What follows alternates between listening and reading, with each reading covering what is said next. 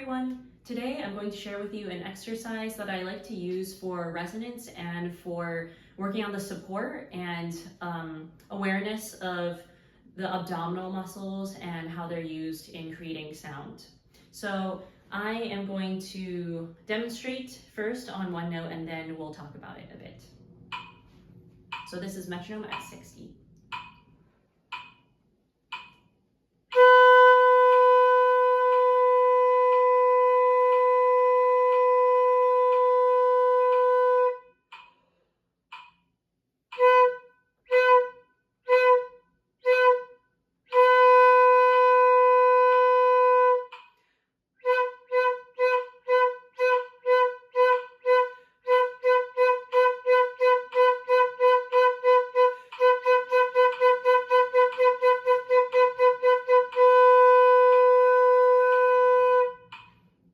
All right, so I really like to use this exercise near the beginning of my practice because it helps me connect with the source of the sound, right?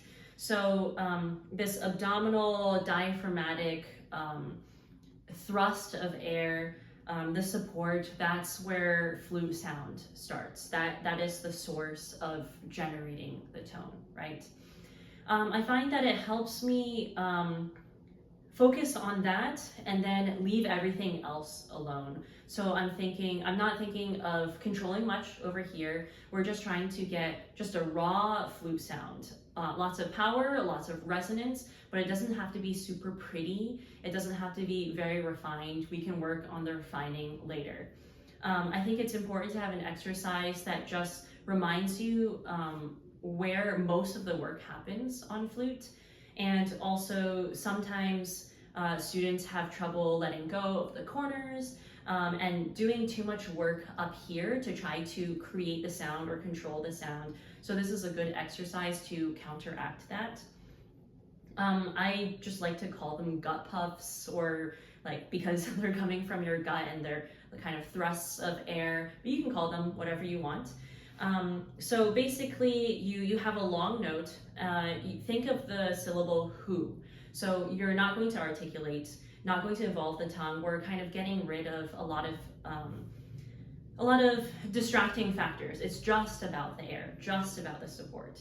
So we have forte or fortissimo, however loud you can be, one long note. And during that long note, I'm really thinking about how much I'm engaging up here, hopefully not a lot. I'm just allowing the air to kind of form the embouchure, to form the aperture. And I'm using as much sound, as much resonance as I can. I'm paying attention to my body. So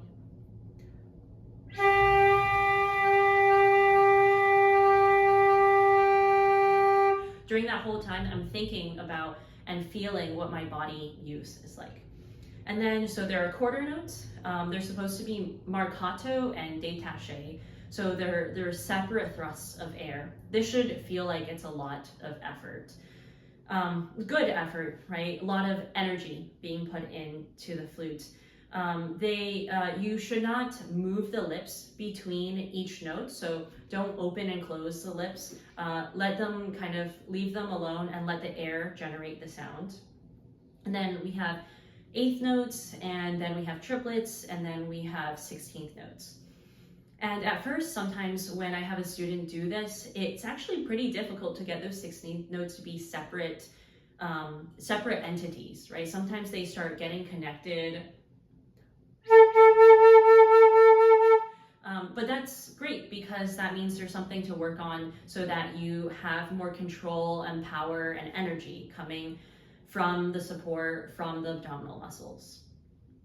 So this exercise, I like to start on B and then I'll just go down. And then all the way down to low C. And if I can get those low C's out and I'm leaving kind of the embouchure alone and it's super, super relaxed, I'm not really engaging the corners too much and it's really, really resonant, then I know that my kind of tone generating system is working pretty well that day.